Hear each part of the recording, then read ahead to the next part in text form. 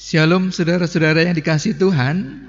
Kita berjumpa lagi pada channel Sapaan Rohani GKJ Cakraniratan Surakarta.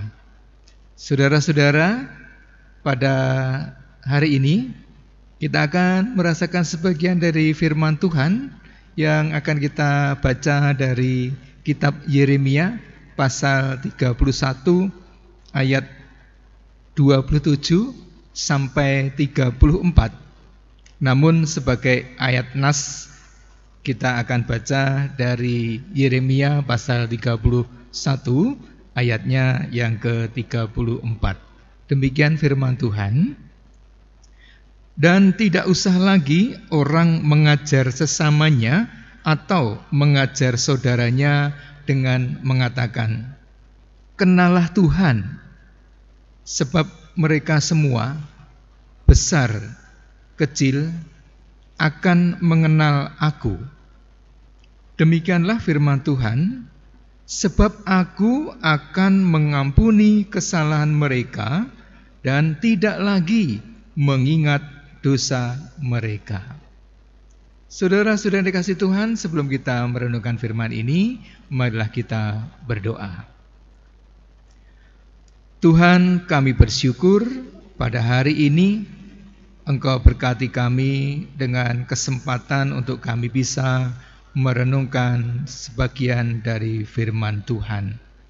Kiranya Engkau berkati kami ya Tuhan pada saat ini. Firman yang akan kami rasakan dan kami terima pada hari ini menguatkan iman kepercayaan kami hanya kepada Tuhan. Kami terima dan kami sambut firman-Mu hari ini di dalam nama Tuhan kami Yesus Kristus. Amin. Saudara-saudara, dari ayat nas yang kita baca tadi akan kita bawa ke dalam sebuah judul, kesalahan David Beckham. Kesalahan David Beckham. Tentu para pecinta sepak bola tidak asing lagi dengan tokoh nama David Beckham. Saudara-saudara, David Beckham dianggap sebagai salah satu talenta hebat dalam sejarah sepak bola. Aksi-aksinya semasa dia masih aktif di dalam bermain sepak bola, terutama tendangan bebasnya, di mana itu sangat ditakuti oleh lawan-lawan tandingnya. Namun saudara-saudara, Beckham pernah melakukan satu kesalahan yang rasanya akan terus itu dianggap sebagai dosa dalam tanda petik.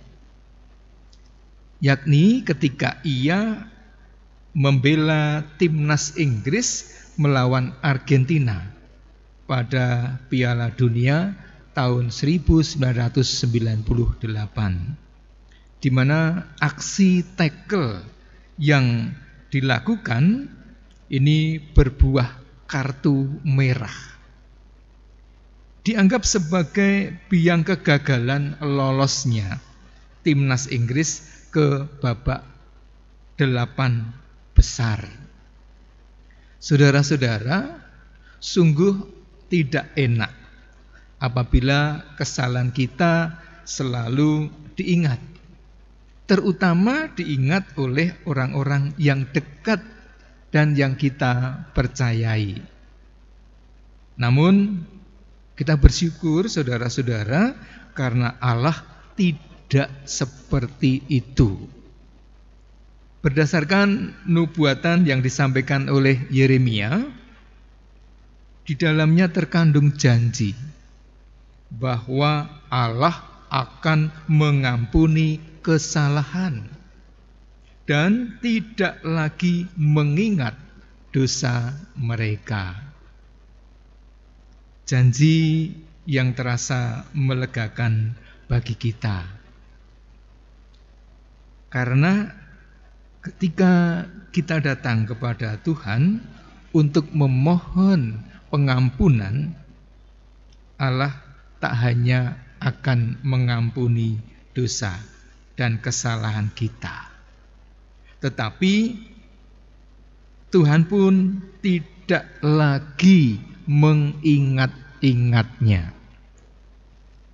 Saudara-saudara yang dikasihi Tuhan, selain kita mensyukuri firman Tuhan, janji firman hari ini, kita pun diharapkan dapat melakukan perkara yang sama kepada orang lain. Tentunya yang bersalah kepada kita. Pintu maaf yang terbuka dan kesediaan untuk tidak mengingat atau mengungkit kesalahan akan menjadi perkara yang melegakan bagi orang yang menerimanya. Bukankah jika kita ada dalam posisi mereka, kita juga mengharapkan perkara yang sama? Biarlah kita tak hanya dikenal sebagai pribadi pemaaf atau pengampun, tetapi juga dikenal tidak suka mengingat kesalahan orang lain. Saudara-saudara dikasihi Tuhan, sebagai pokok renungan kita pada hari ini adalah pengampunan yang kita terima dari Allah wajib kita teruskan kepada sesama yang membutuhkan. Saya ulangi saudara-saudara, pokok renungan kita hari ini adalah pengampunan yang kita terima dari Allah wajib kita teruskan kepada sesama yang membutuhkan. Demikian firman Tuhan hari ini dan sapaan rohani hari ini. Kiranya Tuhan memberkati kita semua. Amin.